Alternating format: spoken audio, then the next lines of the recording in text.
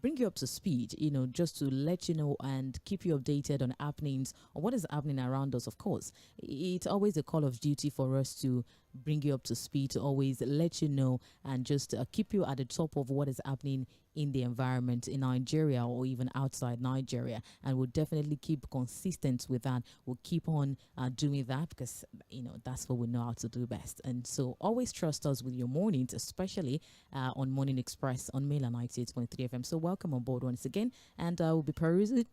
I beg your pardon. We'll be perusing the pages of our dailings this morning, and we'll be joined by Said Fuad. And speaking of Said Fuad, today is Said Fuad's birthday. Happy birthday to you. Okay, let me keep it. Let me keep it yet. Before when I get you on, I'll greet you properly. So shout out to you. Basically. All right, so definitely we'll be getting Said Fuad giving us, perspective and analysis, profound analysis to several reports that we are bringing to the table this beautiful morning. And of course, very importantly, you can. Yes, I really want to appreciate everyone for being with us, from the course of this week. I think we had, just quite challenges, faced by live stream, but definitely as promised that we'll be bringing that back, and we have been able to sort that. And of course, you can join us back online, streaming live on Facebook and YouTube at Mainland 98.3 FM. Join us there, and also you can listen via Radio Garden. You can also listen via website. So regardless of where you are, you can definitely enjoy the content we always bring to you at every point in time. So you can just go to our website at www.mainlandfm.com, and definitely you are good to go to enjoy lots of content and lots of programs we have for you. All right, you're welcome once again. My name is Mᴏᴜ You're welcome to Trends in the Papers on Mainland 98.3 FM. Join us live on Facebook and YouTube at Mainland 98.3 FM. And of course, you can as well drop your comments, drop your observations, drop your reservation, regardless of whatever interests you in any of the updates and trends we are bringing on board this beautiful morning. All right, to be joined this morning by the celebrant of the day, World Fuad Day. And definitely we're doing this together on Trends in the Papers. Welcome on board once again. My name is Mᴏᴜ once again. Fuad, no. Today I will not call you Fuad. I'll just say celebrant. So anytime you hear me say celebrant, then I'm beckoning on you. Good morning. How are you doing? Fuad, you're trying to be humble. Fuad, I have a song for you. Happy birthday to you. Happy birthday to you. Happy birthday, happy birthday. Happy birthday to you. Thank you. Thank you so much. Happy birthday to you. And the voice is cool. Didn't know you can sing this much. Hey, yeah, I'm trying.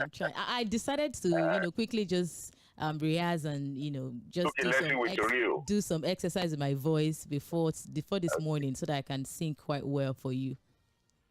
Well, thank you so much. Thank you to everyone that has been sending messages. I really wanted to be low key, really. Low key. Yeah. it's just like President saying, we are fasting. It's just like the president saying that I want to do a low-key birthday. Is that possible?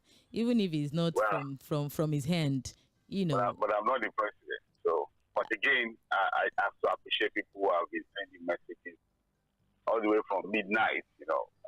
Most especially I have to say a big thank you to Temple the Prince. Yesterday he sent a message. This morning he sent a message. The show of love, really. The little things we do here, Lady Mo, honestly. Right. When you get the feedback, how people appreciate it, just continue to give it that energy to continue to go on. So I appreciate everyone that has reached out, and thank you so much. I appreciate you all, my family members, my friends, business associates, everyone has been sending me messages, and I really appreciate you all. Fuad, I'm sure older than you, Sha. Sure, yesterday was mine. Okay. At least by 24 hours. By 24 hours. I'm feeling. Yesterday was mine, and I quickly want to say thank you to everyone as well for celebrating me, and for the family, Mainland family, for celebrating me as well. Thank you very much. I really appreciate it. Don't worry. Fouad. And thank you for the cake, the drink, the gifts, and everything. Thank you so much. It's just the tip of the iceberg. By Saturday, Fouad, of course, 7 p.m. Abi, we'll share location. Yeah. All right, thank you so much once again. Thank you for joining us this morning. Of course, TGIF, thank God it's Friday, the 14th day in the month of March 2025. Join us on Facebook and YouTube at Mainland 98.3 FM, on our website, www.mainlandfm.com, and also on Radio Garden. In case you're just tuning in, it is Trends in the Papers on Mainland 98.3 FM, the sound of Lagos. We are ready to kickstart and to go through a couple of headlines and updates we have and trends in our dealings. We pick up the punch first of all. Of course, there's when we always have statements, definitely we'll always have reactions and counter reactions. Of course, federal government has knocked over Obasanjo, the ex-president, rating Buhari worst in corruption, and also saying that the present administration is doing that path. The former president Olusegun Obasanjo launched a scathing critique of former President Muhammadu Buhari's administration, declaring it the worst in Nigeria's democratic history. And he said the current government of President Bola Tinubu appears to be following the same path of misgovernance and corruption, and may even surpass Buhari's record. Of course, these assertions were made when during the launching of the new book, during his 88th birthday and all of that. And of course, while we had this conversation yesterday, the statement credited to the former president, and of course the federal government also responding to that. The special advisor on media, Sunday Diary, had to react, saying that it definitely beckons, it has a legacy potential, really, that could give economic benefits. And also the SSA on media as well also had to knock and react to this statement by the ex-president, saying that that's not true, that you can't compare a president for 8 years, that also a victim of unsubstantiated allegations of corruption and all of that, coming out to now say that the present administration is also throwing the path of corruption and all of that. And the Minister of Works also had to say, I'm in the best position to also react to this statement, saying that, of course, the Lagos-Calabar Highway definitely pose economic benefits, has a whole lot of economic benefits. That's why they are embarking on that. And of course, Obasanjo, the ex-president Obasanjo, gave several instances of corruption during the last administration. He talked about the governors giving presidential pardon. He talked about the corruption on the air carrier in Nigeria. The former minister of aviation hiring aircraft and naming it, coloring it Nigerian color and naming it and blah blah blah. The corruption, you just named a number of them actually. But of course, federal government had to react on that statement. Fouad, over the years, we've been talking about, this is not necessarily a new thing, corruption and towing the path. Even when the present administration was about coming on board, saying that it's going to ride and continue where Buhari stopped, and all of that. And even experts over the years have been saying that, yes, we have sometimes we could have a good leader, but the cohorts, the people that work with the president, or the people that work with the head, or so to say, are the people most times that bring in, that doesn't deliver the dividends of democracy and all of that. But Fouad, what are your thoughts on this? Well, it's a bit difficult for me to do a proper analysis on this particular story, because the first thing that comes to mind is that, look, this is a case of the pot calling the kettle black. And it's also very unfortunate that it's almost like a competition of failure. So you have government after government now competing among themselves on who has failed the most. And then on the issue of corruption, from 1999 till date, since we are going to be limiting it to the Fourth Republic, there has not been any government that has been free from different issues of corruption. A lot of them are resolved, but the indications are there, the indices are there, and the facts are there for everybody to see. I'm sure if we need to take a list of different allegations of corruption and corrupt practices under the Obasanjo regime, a book of more than 1,000 pages will not contain it. Trust me. If we want to do a list of things that happened and things that, like I said, a lot of them are resolved, a lot of them not completely substantiated. Right. But these were things that happened consistently and stories to it, a lot, Now, what do we have? We also have a situation now where, the former president is not tired of writing. He's writing books, and he's one man that accuses everybody but himself. Lady Mo. He accuses everybody. Everybody is bad as a leader. There has never been any leader after him that has done well. So, but he does not, I've not seen a situation where he looks at himself and says, look, I'm also part of the problem. And the fact is that, look, a lot of the things we are facing now started under his regime. So we need to first establish that. But the fact is this, no matter the reservations you have about Olusegun Obasanjo and the way he ran the country, we cannot also deny the fact that, look, under the Buhari regime, his posture and attitude towards corruption was completely disappointing. In fact, at some point, what we discovered under the Buhari regime was that, look, he was hard on some people and so soft on others. In fact, the general perception was that, look, once you are in the good books of Buhari, no matter what you do, he looks away. If you are not in his good books, he goes hard on you. So you had a situation where we are taught that, look, a new sheriff was in town when Buhari came in. Oh, we are taught that, look, it was going to be zero tolerance to corruption. But look, it also happened to be one of the most corrupt regimes we've had in this Fourth Republic. But for what? It might not be a... Yes, I'm with you. Yes, in as much as we emphasize on our problems, I always, I'm an advocate of also emphasizing on the way forward, how we can also move forward. We've asserted or we've given assertions and proof over the years that, yes, corruption is everywhere. I mean, it's not Nigerian-based thing. And, but developing countries are able to curb that because they have a working system or structure, so to say. Maybe not necessarily not to eradicate totally, but to clamp down on corruption. So how do we build that structure?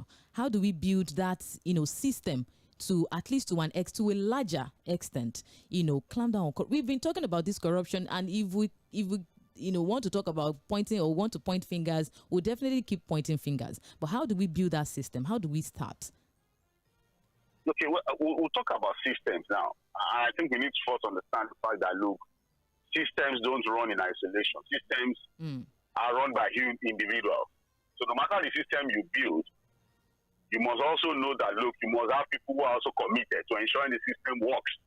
Because the fact is that, look, no matter the kind of system you build, if people are intended, people are, if the intention of the people is continue to manipulate the system, you just have situations where the system is there and nothing is working. But it's just very important to put a proper perspective to this issue of corruption. Now that the former president, Olusegun Obasanjo, is highlighting it. There's a lot, it's just unfortunate that there are some things we can't even say on radio. There are a lot of documented, issues, well-documented issues, situations that we can't bring on radio. Because, again, a lot of these things are still just hanging there. Because, again, the allegations that have not completely been substantiated with evidence or prosecuted in any court of law. You understand what I'm saying? Right. But I must say that, look, the corruption index under President Muhammadu Buhari was completely disappointing. At some point, it was as if nobody was checking anybody. People were just misbehaving. Ministers were misbehaving. Heads of agencies and prestataries were misbehaving. And like the former president also pointed out, we had, for example, look at the JᴏɪＲ case. You understand what I'm saying? Right. The pardon too, after several years of trying to get governors convicted for corruption. We actually got 2 convicted for corruption, Jolly Yame and Joshua Dari. And it was surprising that a government that came in and said, look, you were going to fight corruption and all of that, pardon them just after 2 years or so. 2018 so to 2020.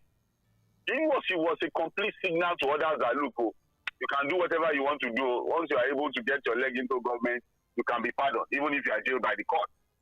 So again, we must say that, look, Chief Olusegun Obasanjo is not completely wrong. Right. You know, when he talked about the level of corruption in the Buhari government. But do you see a difference? I can't say whether the Buhari government was the most corrupt.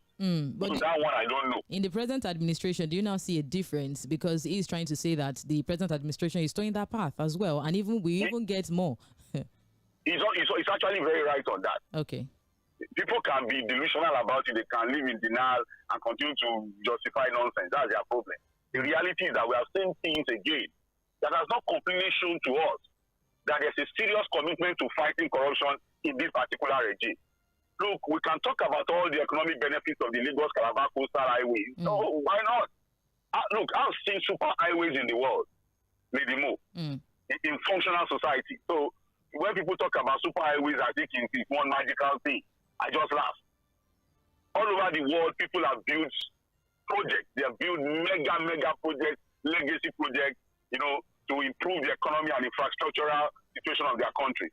But what we are saying is that one of the easiest ways, Lɪධᴇ, to show that you are committed to fight procurement process. So what we are saying is that, look, once we are not following processes, when due process is ignored, no matter how good intentions are, it's still corruption. All right. That's also a lot of things too that we've seen that, you know, but again, I don't know who is the worst in terms of corruption. I don't know whether this one will be worse than the other.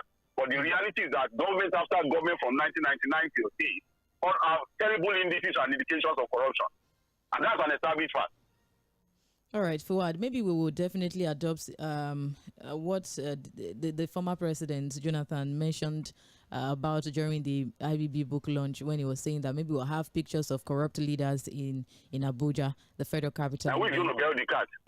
Well, we'll see. Who is going to bail the cat? That's the question. That's the question. You know, the unfortunate thing is that we are now in a situation in Nigeria where one government leaves, another one comes and we now begin to claim for the one that has left. Yeah. Actually, it's better you know a day. In terms of corruption and misgovernance, that's where we are. You understand? Which is unfortunate. So, how are we making any progress? We are not. Of course, progress is definitely what, and the question is who bails the cat, who starts that process. But really, let's see how it goes and it unfolds. Page 2 captures that in the Punch newspaper.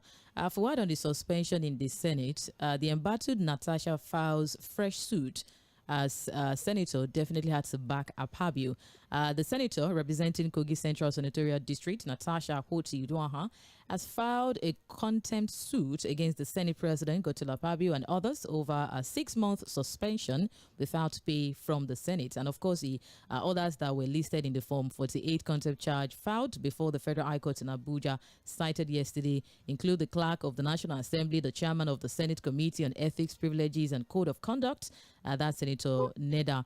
And of course, we could recall that Justice Obiora Iguatu of the Federal High Court in Abuja on the 4th of March, while delivering a ruling on an ex parte motion filed by Senator Akpabio through a legal team by Michael, senior advocate of Nigeria, restrained the Senate Committee on Ethics, Privileges and Code of Conduct from proceeding with any investigation against the plaintiff or against Oduaha.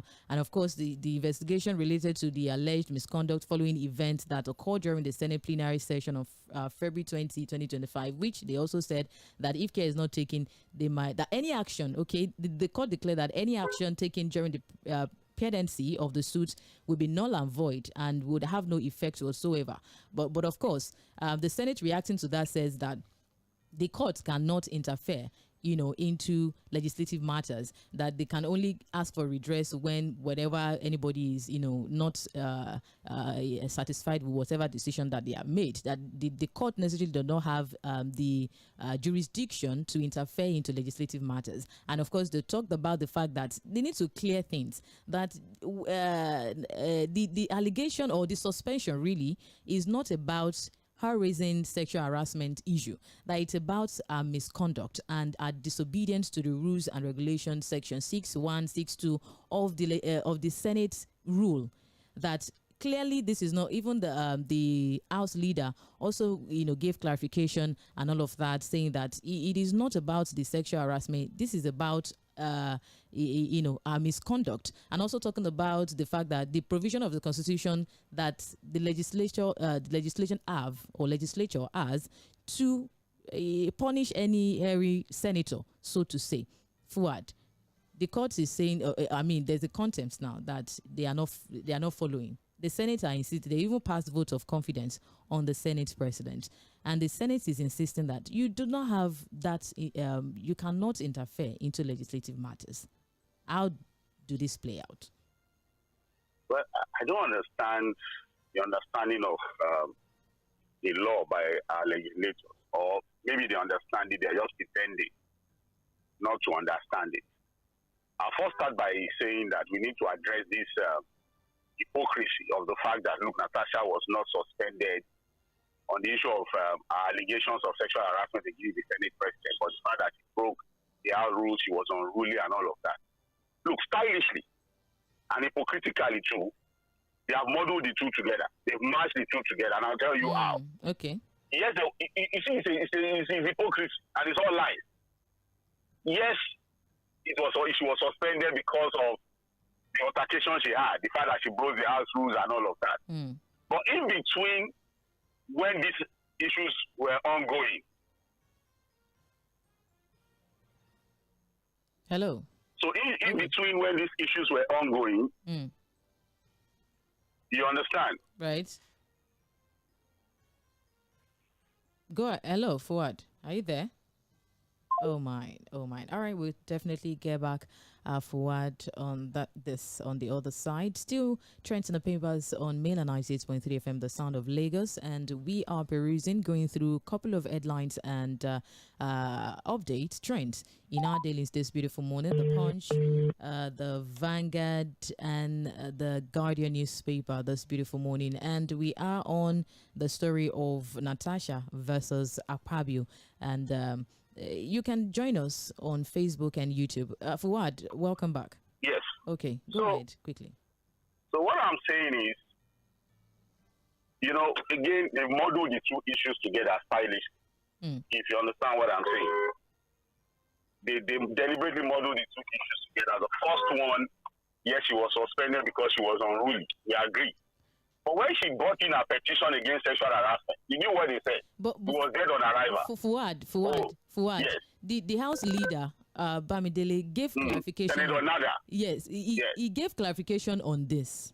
He said that you said it was modeled up, and he said when they referred the petition raised by a senator that on the misconduct and unruly act of how he misbehaved, that the issue of sexual harassment has not been raised or petitioned at that time when they transferred that issue of misconduct to the Committee of Ethics. Ethics Committee, yes. Yeah. And even the Senate president sitting over the case was not over the case not on sexual harassment issues. And you could recall that during Senate president's announcement or pronouncement on the issue of sexual harassment, he also referred or transferred it to the Committee of Ethics, and he gave them like 4 weeks to review on that and come with a report on what. Okay, so wait now. It's like I said, they modeled everything up.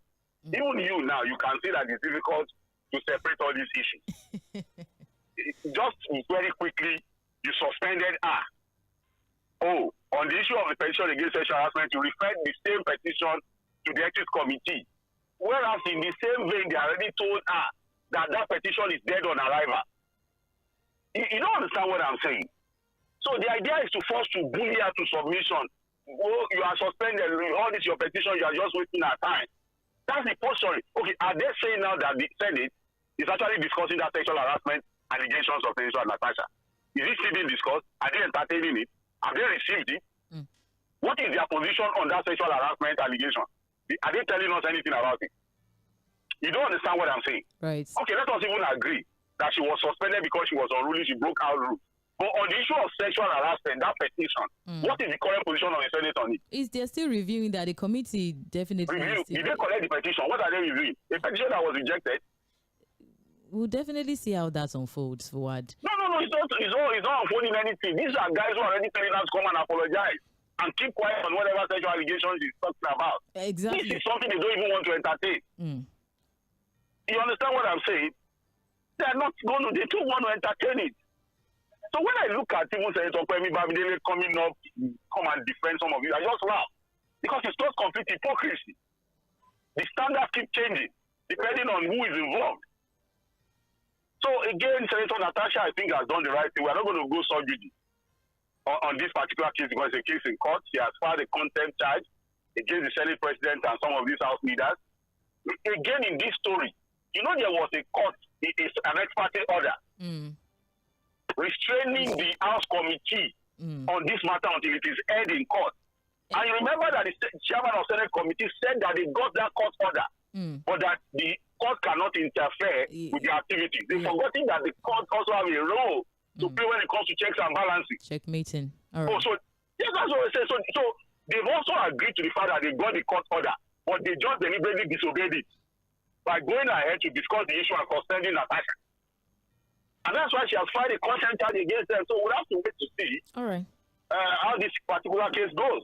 So they have also agreed that they got the court order, but look, the court cannot interfere. So they deliberately just disobeyed the court on this matter. We'll see, Fuad. We'll see. Subsequent dealings with it that will now give us evidence. We'll see how the case goes. The case in court already. I'm sure they'll be hearing. It will give us evidence if they truly want to bully her to silence or not. Okay, page 7 captures that in the Punch newspaper. An update on the tax reform, of course, still trends in the papers on Mainland 98.3 FM, The Sound of Lagos. Join us on Facebook and YouTube at Mainland 98.3 FM.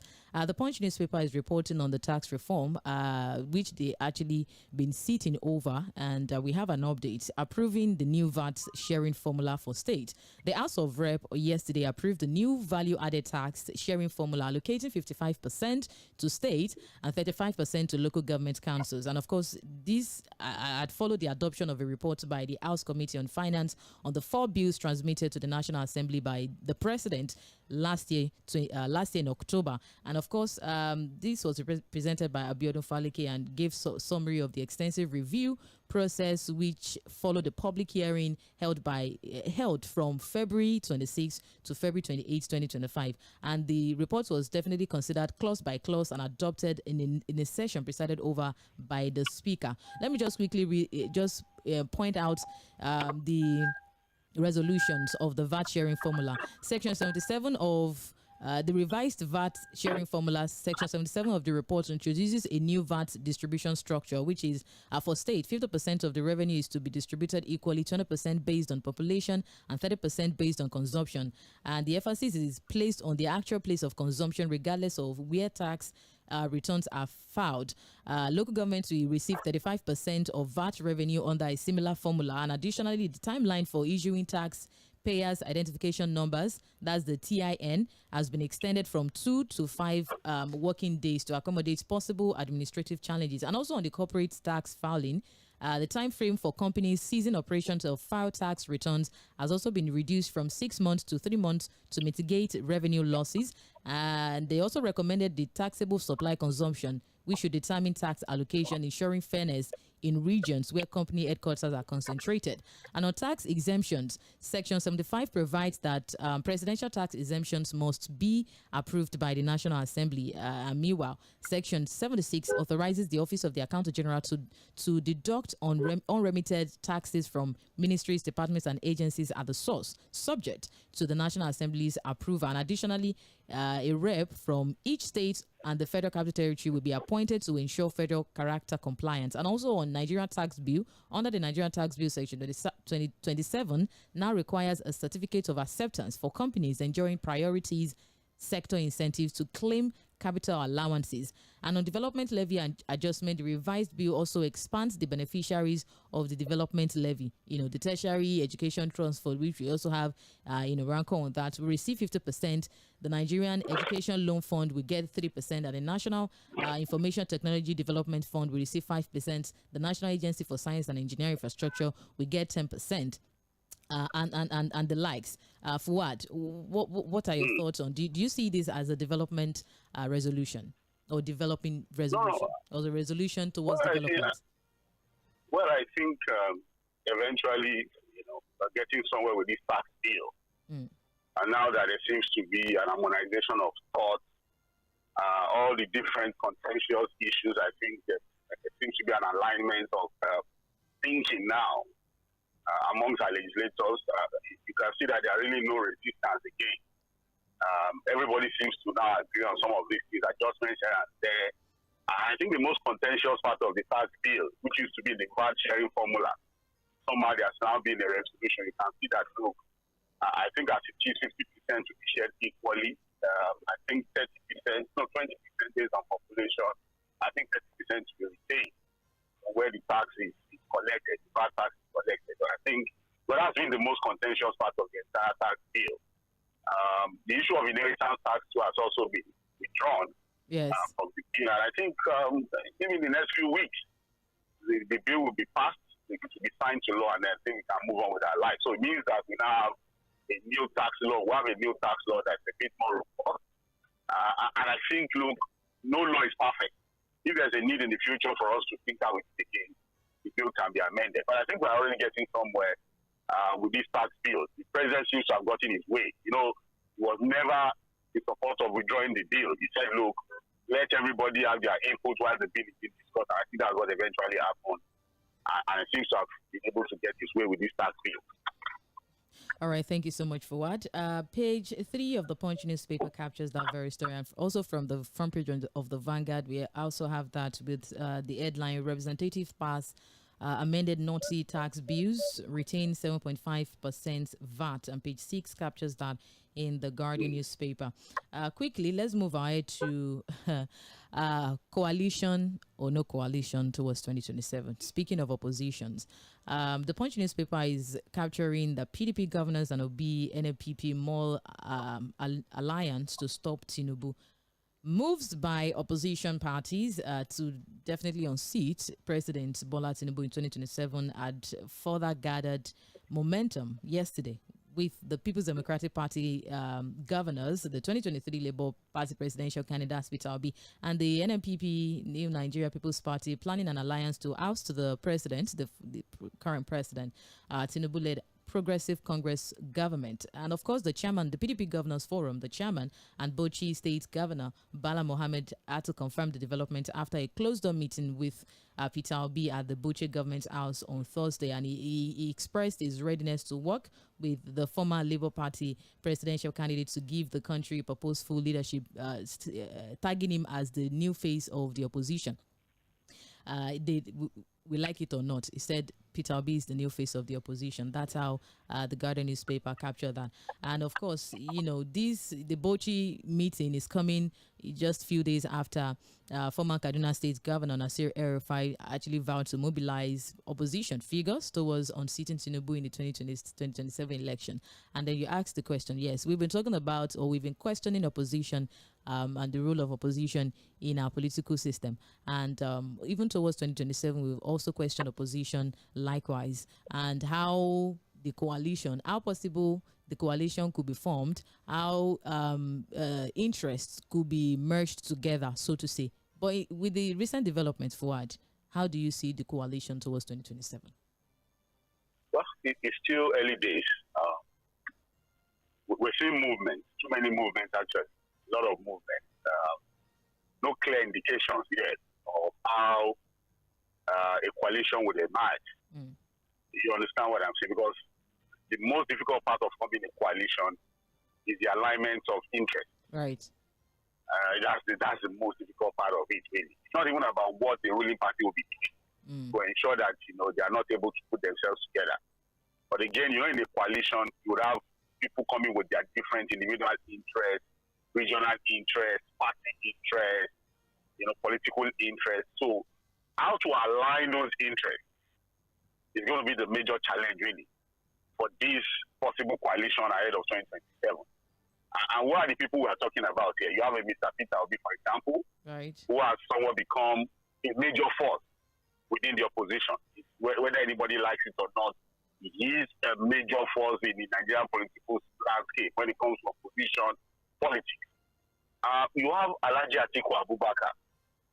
He's also a major force, whether anybody likes it or not. Yes, Rabiu Kwankwaso may just have been able to hold on to one state. But Kano is like no other state, even in the northwest. It's a state with a lot of political significance. When you look at the permutations and calculations of how a president can emerge. So it's also a force to reckon with. And then other forces like Malam Nasir El-Rufai, who is also a major voice when it comes to northern politics. The people can say he doesn't have the paper with him. They can say whatever they want to say. The reality is that, look, he's one man that also has the ears, and the heart of people that matters in the north.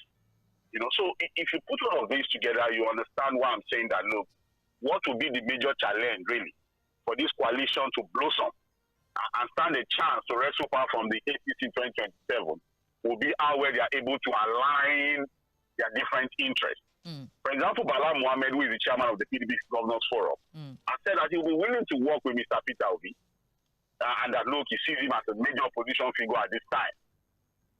The same Bala Mohammed in the past has said that, look, he would actually be supporting a Goodluck Jonathan, for example, if he decides to run for president. And the reason why he said that is that he believes that Jonathan would only be able to run for 4 years. You understand? So what he thinks is that, look, I'm talking about Bala Mohammed now. I'll tell you why there's a challenge in that thinking process. Go ahead, please. So what he is saying is that, look, he will only support someone from the south who only has the chance to come and spend 4 years if he wins. So he thinks Jonathan is the best bet, is the best option in that particular calculation. So if he decides to now support a Peter Obi, are they saying a Peter Obi, for example, will win as president and he only wants to serve for 4 years? You understand what I'm saying? It would have been a very good question to ask a Bala Mohammed, for example, that you once said that you would have preferred a Jonathan. That if Jonathan decides to run today, you support him because he only has 4 years. But if you now say you want to work with Peter Obi and Peter Obi emerges as a presidential candidate from the coalition, he obviously would not want to spend 4 years. So would the Bala Mohammed be changing his mind? You understand? So again, Atiku Abubakar, would he be ready to make the ultimate sacrifice of abandoning his ambition again to run in 2027 for the sake of the coalition? Would Atiku, for example, queue behind Peter Obi presidential candidature and give him all the needed support? So it's a tough one, really. And I think the APC is also on the sidelines. We'll be helping them to, we'll be pushing and doing everything possible to ensure that they are not able to align their thoughts. You understand what I'm saying? Look at the LCP, for example. They started their own troubles now. The same LCP that El-Rufai just joined. People are already talking about fighting themselves, possibly going to court, and so it's going to be interesting to see how it all pans out, ahead of 2027. It's interesting days ahead in the political space. All right, thank you, Fuad. That very story you see on page 2 in the Punch newspaper, and likewise other platforms. Let's quickly take credit to a statement that was credited to the first citizen of the country, which is definitely President Bola Tinubu. He says that for 50 years, we've been spending generations yet unborn money. That's from Tinubu. During the he actually made these remarks at the State House in Abuja while he received delegation of former National Assembly colleagues from the aborted Third Republic, during which he served as a senator representing Lagos West. And he explained yesterday that the rationale behind his administration's economic reform, saying the primary motive was protecting the interest of future generations. Quoting him, he said, for 50 years, Nigeria was spending money of generations yet unborn and servicing the west coast of our sub-region with fuel. It was getting difficult to plan for our children's future. That's according to the president. He highlighted the challenges faced at the beginning of his administration, especially economic and social issues, and also expressed his gratitude for the delegation's support in addressing the difficulty, declaring that his administration had been able to stem the tide and express appreciation to Nigerians for their collective support in turning things. And of course, he said firm adherence to democratic tenets is the best route to economic, social, political development. And even according to the Punch newspaper, he gave the statement saying that, from the side of the Punch, saying that fuel subsidy removal saved Nigeria from bankruptcy. That also coming from the president and all of that. Fuad Said, what's your take on that? Okay, so first, because again, the president was just trying to justify, the implementation of those policies, basically removal of fuel subsidy, floating of the naira, that has plunged a lot of Nigerians into untold hardship. He is saying that, look, the policy saved Nigeria from bankruptcy. But do you know what? A lot of Nigerians are now bankrupt. Wait now. He is saying that he saved the country from bankruptcy. But the poor Nigerians who used to manage with those subsidies, and the subsidies were helping, a lot of them have gone bankrupt. In context of the future. Okay, I'll tell. We're going to discuss the future because you can't discuss the future without discussing the present. The present, right? There's no way you won't secure the future without securing the present. Because it is in securing the present that you also secure the future. I think I had a conversation with Sid, and I was talking about sustainable development goals. When you hear the word sustainable development goals, what it means is that, look, you secure today while not jeopardizing the future. You don't plan for future while destroying today. So you are talking about future, whereas the people that are living today cannot even feed themselves. So what future are you securing? By widespread poverty? Is that how to secure the future? Because again, a lot of the parents who can no longer send their children to school, who can't feed their families, what future can they then give to their children? You don't understand what I'm saying. I do. We have this level of poverty in the country, this level of suffering in the country. Our hospitals are glorified health centers where nothing practically is happening in most of them. And then you say that, we are now secure. Which future? Again, we need to ask ourselves, Lady Mo, that look, what monies have we saved? Where are the monies we saved that guarantees any future for the country? We are still borrowing heavily to fund our budget. The budget deficit increases. Then look, can they tell us that the 2025 budget, the appropriation, secures any future for the country? The reckless spending that we have been able to identify, the misappropriation of funds, wasteful spending all around. From one page to another page of the budget, you see wasteful, useless spending. How does that secure any future for the country? And so again, we need to tell them. So for every time the government fails in its own responsibility, the people have to suffer. He's talking about feeding West African neighbors with fuel. So why do we have the customs? Why do we have immigration? Why do we have the security forces? So we cannot stop smuggling of petroleum products across our borders. The people must suffer. We were wasting money on subsidy. So the corruption in subsidy, overpayment, and all the corruption in subsidy, the government does not have the machinery to deal with it.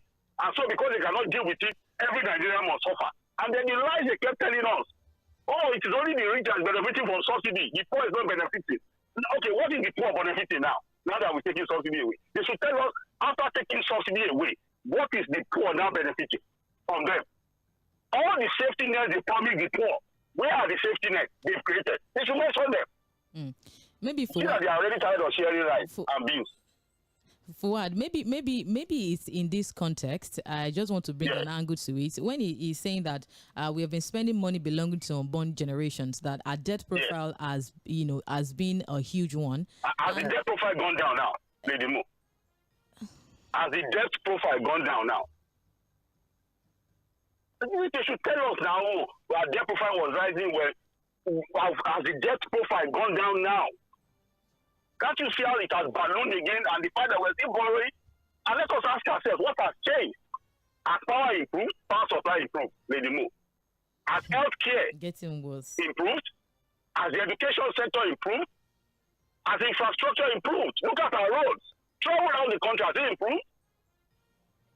Where is food? The cost of food. Has it improved? What has improved? The only thing that has changed is that the politicians now have more money to throw around amongst themselves. They now have more money to share. Out of the more mystery that they've been able to create for under in Nigeria, things are tough. People are groaning. People are dying. And I think the president needs to understand and get that straight. The policies are not working. All right. Forward side, because of our time, just quickly, that very story is on page 26 in the Vanguard newspaper. You get to see that, and also from the Punch newspaper, we also have that side to that on page 13 in the Punch. Just quickly reading through the headlines, the many headlines we have on the front page of the Punch. We have Third Fund plans 700 billion naira disbursement to varsities. Page 3 captures that. Customs intercept undeclared $1.1 million at Kano Airport. Page 20 also captured that very story. And also federal government and foreign airlines begin talks over rising fares. Page 19 has that very story. Tinubu has performed very well. Peter Obi saying that on page 9, though the story is saying sarcastically, just referring to the closed door meeting with Bala Mohammed and all of that. Page 9 captures that from the Vanguard newspaper as well. Millions of Nigerians still struggling with poor internet access. Minister revealing that from page 8 in the Vanguard newspaper. We will enact Fly Nigeria Act to boost local airline. Keyamo revealing that also. Page 9 captures that very story. Federal government to curb borrowing by optimizing assets and resource mobilization. Edu. Page 19 has that very story. Nigeria on the brink, but there is hope. Catholic Bishop says, Fuad, do you believe there is hope as well? Page 26. Well, we have to keep hope alive, but not the hope that the politicians are selling to us. Just create your own hope by taking care of yourselves and be very pragmatic and circumspect about your life. It's not that hope they are selling to you. If you take it, it's all about choices. Just make your own choice and know where to get your hope from. But there is hope once you are alive. Right. When there's life, there is hope. Rivers crisis. That's the only hope now. But not the ones they are selling to you. All right. Of course, that's in the Vanguard as well. And of course, on the Rivers crisis, it will shock Tinubu if Ubara is impeached.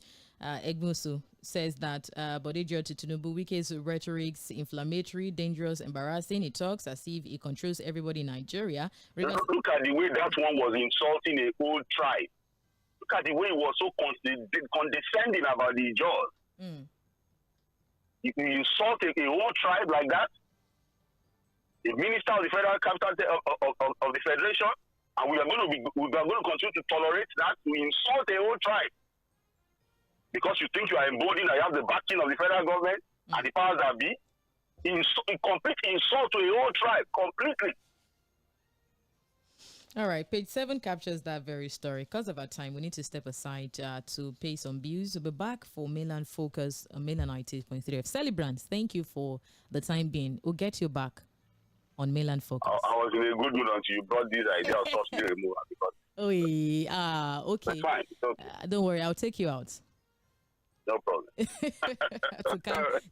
to calm your nerves. All right, thank you so much for that. I'll be back shortly for Mainland Focus on Mainland 98.3 FM. I still remain Modukwe Akinyosoye.